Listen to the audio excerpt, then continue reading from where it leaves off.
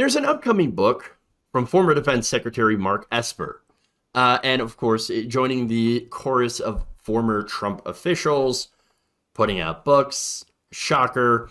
But in this one, it basically backs up what we had already know, a situation where Donald Trump wanted to use violence against peaceful protesters, of course. Now, this is according to Axios, who obtained a preview of the introduction to Esper's memoir, claimed that Trump angrily suggested that shooting protesters for racial justice who were outside of the White House back in June 2020. Here's what he said in the book. According to Esper, can't you just shoot them? Just shoot them in the legs or something? He goes on, the former defense secretary goes on to say the remarks came during a meeting he described as surreal, sitting in front of the Resolute desk inside the Oval Office, with this idea waving heavily in the air, and the president red-faced and complaining loudly about the protests underway in Washington, D.C.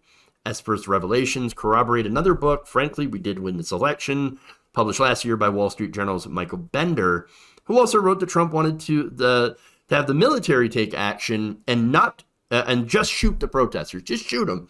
Just shoot them. They're black people. Why not just shoot them? I go, why are you allowing them to protest? If you protest, they're going to get uppity, and we cannot have that.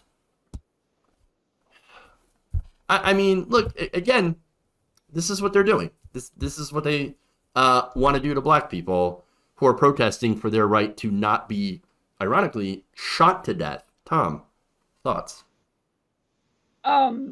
As someone who has a biracial daughter, shit like this really pisses me off because it's frustrating because African Americans have fought for every scrap they've gotten, including to the White House with Barack Obama, love him or hate him. And it's like, here's this son of a bitch psychopath who just is so willing to kill people and then go back to his base and tell everybody how pro-life he is. Right. And we kill the black children? Are you fucking kidding me? Spare me. If we were living in a realistic world, this guy wouldn't get 2 cents, let alone 2 votes. And it's sad that, you know, we're here where we have to deal with this guy on a regular basis and you have to cover him because it's, you know, we got to wake people up to what a dangerous human being he is. Absolutely. And again, you know, if you want to draw any contrast here, he's saying, oh, shoot the BLM protesters, but we love you and you're very special to the January 6th rioters. And again, there's a huge difference, right? You had thousands of Trump supporters, MAGA chuds, rushing into the Capitol, fighting with police. Several police were beaten. You know, you had some that ended up having to commit suicide, content warning, of course. And so those people, very, very special, also just tourists protecting the muffins, singing the songs of our people. What's the big deal? They were just tourists. I don't understand why you're criminalizing, why you're demonizing these wonderful, wonderful Trump supporters that were just there to fight for election security. But those black people, I mean, how dare they rise up? How dare 93% peaceful, homeboy, 93% of the BLM protests, where there are riots, yes, and of course they've been widely condemned, where there are also provocateurs in those crowds, police officers who would come in, allegedly, and go in and start trouble to provoke a police response. Yes, there were right-wing provocateurs, the guy with the red umbrella coming in and causing problems, members of white supremacist groups. So you can't sit there and tell me, oh, no, really, it's BLM, it's Antifa, that's the violent, those are the violent ones, they're the real problem, when in reality, you have the right wing that is armed to the teeth and they can't wait to do violence on other people. I don't know if you've seen the video of Charlie Kirk, where there were people in the crowd, and the guy was asking, Charlie, you don't understand. When do we get the guns? When do we start shooting people? And so that's the problem that I see in the future. That's a dangerous thing. And you're right, they are dangerous people. Well, I mean, look at their side. The pro-life side of the Republican Party is uh,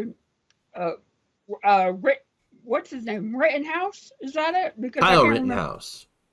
Kyle Rittenhouse, and he is the darling of the right as Yeah.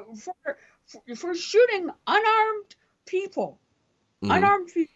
Well, And to be fair, one of them had a bag and threw a oh bag, and the other one had a gun but didn't actually shoot anybody.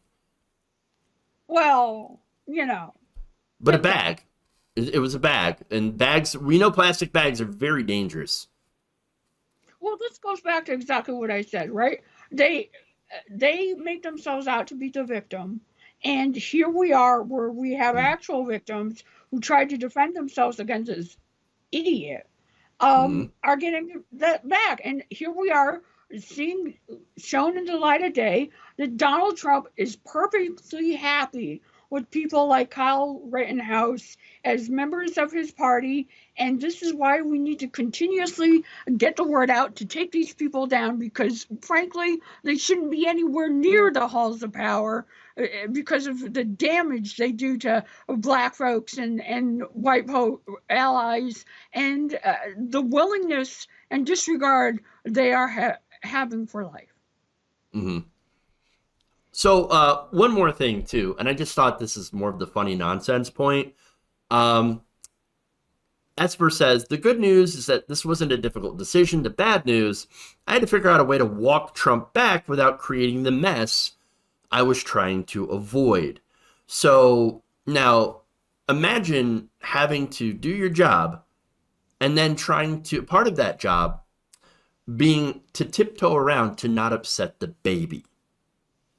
That's the reality in the White House under Trump. You had to walk around and walk on eggshells to make sure you didn't upset little tiny brained Trump, who was going to flip out on you.